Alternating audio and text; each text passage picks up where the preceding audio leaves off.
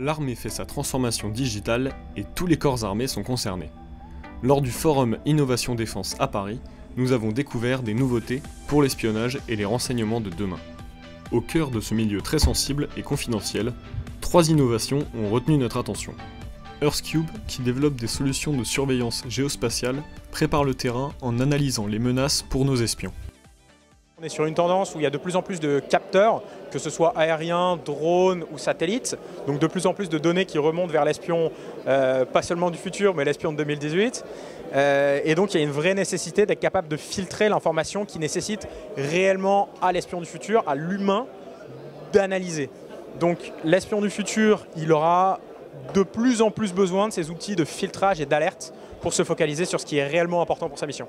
Donc ce qu'on va faire, c'est sur une image satellite ou une image aérienne, être capable de développer les algorithmes qui vont automatiquement détourer un avion, un bateau, un véhicule. Et donc l'avantage, c'est que sur une image où il peut y avoir jusqu'à 10 000 ou 15 000 véhicules, être capable de tous les détecter et de les compter avec une précision aujourd'hui quasiment égale à celle de l'humain analyste, mais évidemment avec un temps de calcul beaucoup moins important que pour l'humain analyste qui mettrait plusieurs jours à analyser cette image.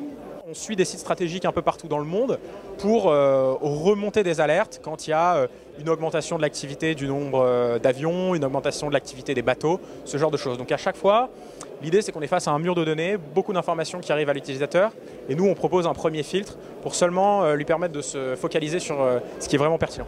Pas facile d'imaginer ce qui est aujourd'hui capable de faire ou de pas faire l'intelligence artificielle. Globalement, pour prendre un exemple, pour repérer des véhicules, effectivement c'est quelques dizaines de pixels sur une image satellite. Ce que l'intelligence artificielle va être capable de faire, c'est certainement pas au sens conceptuel de comprendre ce qu'est une voiture. En revanche, il va être capable de comprendre que ce qu'on veut lui faire détecter, c'est une forme sombre, rectangulaire, avec généralement à l'intérieur une autre forme rectangulaire encore plus sombre, globalement le pare-brise. Et donc ça, l'intelligence artificielle va être très très forte pour repérer ce type de forme rectangulaire un peu plus sombre que l'environnement de l'image par ailleurs, et faire ça à très grande échelle et à multiples reprises. L'intelligence artificielle est donc capable de travailler sur la forme des objets et sur la couleur des objets. Donc c'est comme ça qu'elle va repérer les objets qui nous intéressent, les véhicules, les bateaux, les avions, mais c'est aussi comme ça qu'elle va être capable de différencier ce qu'on appelle les classes d'observables. Donc au sein des avions, est-ce que c'est plutôt un bombardier ou est-ce que c'est plutôt un avion d'attaque rapide? Il va se baser sur la forme de l'avion. On va lui montrer différents exemples d'avions d'attaque rapide, différents exemples de bombardiers. Il va être capable de comprendre qu'un avion d'attaque rapide, typiquement, va avoir une aile un peu plus delta, donc de forme un peu plus triangulaire, alors qu'un bombardier va avoir des ailes plutôt droites, potentiellement avec des hélices sur les côtés ou des réacteurs, chose qu'ont pas forcément de la même manière les avions d'attaque rapide. Donc encore une fois, il va travailler à partir de la taille, de la forme et de la couleur pour classifier l'observable qui nous intéresse.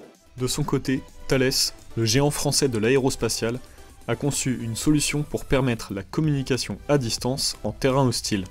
Donc, ce qu'on présente, c'est une solution, si vous voulez, un terminal SATCOM, modem antenne, qui est suffisamment compact pour être intégrable dans des porteurs des avions qui sont très contraints.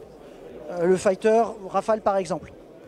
L'intérêt du SATCOM sur les avions et de manière générale sur les plateformes, c'est de pouvoir communiquer à longue distance. Une portée radio en aéro, on va dire c'est dans les 500 km, quelque chose comme ça. Et le SATCOM, c'est le seul moyen de communiquer au-delà de cette distance pour un niveau de débit important. La solution est basée sur 3 équipements principaux. Ici, vous avez le modem. Donc le modem, c'est ce qui va transformer le signal électronique, votre signal IP, si vous voulez, hein, vos paquets IP, en ondes, qui va travailler dans une certaine fréquence générique, qui va être en bande. Ensuite, vous avez le panneau antennaire, enfin le système antennaire ici, l'APS, qui va avoir comme fonction, 1, de transposer le signal vers la bonne fréquence, 2, d'amplifier le signal de manière à pouvoir être émise avec suffisamment de puissance pour que le satellite puisse le recevoir. Et dernière chose, le système va être capable de traquer, donc de suivre le satellite, quel que soit le mouvement du porteur. Ça va être ça. L'antenne est autonome sur son mouvement. Et justement, pour le suivi, pour le tracking du satellite, c'est ce boîtier-là qui va capturer, C'est ce boîtier-là qui a l'intelligence de pointage. L'algorithme de pointage est dans ce boîtier-là. Et ensuite, il va donc piloter le système antennaire. Donc voilà, avec ces 3 boîtiers-là, vous avez la solution de communication par satellite. Et pour observer l'ennemi de très près en étant très loin, ISP Systems, une entreprise qui fabrique des équipements mécaniques de haute précision, a créé un miroir pour les télescopes spatiaux. Pour avoir un télescope spatial à très haute résolution, on a besoin d'avoir un miroir primaire, miroir M1 primaire, de très grande taille, de l'ordre de 1,50 m à 2 m. Le problème, c'est comme c'est de l'embarquer en spatial, il faut qu'il soit aussi léger. Et donc pour l'alléger, on utilise des miroirs qui sont le plus fins possible. L'inconvénient d'avoir des miroirs fins, c'est qu'ils ont tendance à se déformer plus facilement, sous l'effet de la température, de la gravité. Ils sont aussi plus difficiles à polir. Donc on peut avoir des défauts de polissage qui peuvent altérer la netteté de l'image du télescope quand on regarde la Terre en fait. Et donc le but de ce miroir déformable spatial, c'est de compenser toutes ces aberrations optiques en déformant le miroir, donc en générant la forme opposée à l'aberration optique finalement. Alors ce miroir existe depuis déjà pas mal d'années, mais pas pour des applications spatiales. On est parti d'applications laser, donc laser intense, laser scientifique, laser type laser mégajoule près de Bordeaux, ou des gros lasers type le laser Apollon 10 pétawatts en France, enfin à Paris. Et donc on est parti de cette technologie-là qu'on a développée à l'origine pour le laser mégajoule, pour la spatialiser. Donc la technologie existe, mais elle n'avait encore jamais été utilisée dans des applications spatiales.